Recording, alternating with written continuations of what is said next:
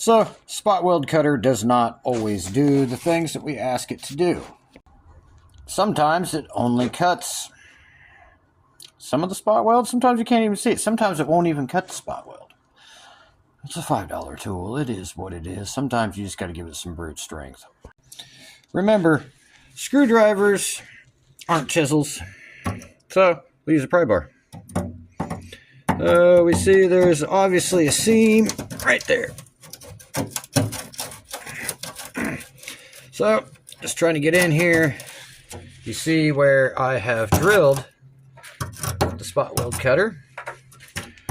But the two pieces here are not wanting to give up the ghost. So, we're going to go find our BFH. Oh, look, there's the BFH.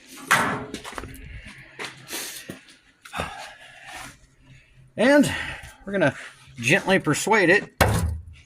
Since I've only got one hand, what we're going to do is take your whammer and your pry bar and get in between the two pieces of metal here. Right here. There it is. And start working your way towards the spot weld that did not want to give it all up because it's almost all the way through. I mean, you could just go all the way through it, but the spot weld is usually bigger than the spot weld cutter. So once you get a nice little gap like that open,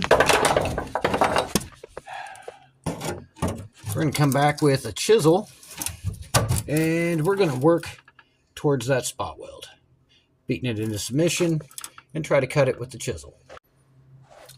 Now, as you see, I started to get it to go.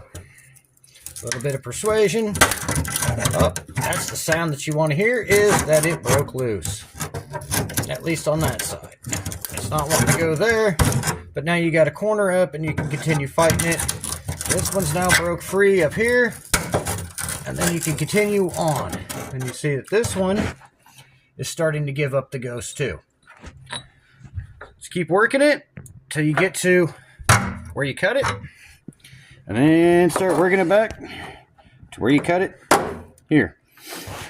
And yeah, it's a big pain, but if you bend your bottom layer that you're planning on keeping, if you bend that up, don't worry about it. That's what they make hammers and dollies for. I'm sure I'm going to tear this up and I'll show you how to fix it.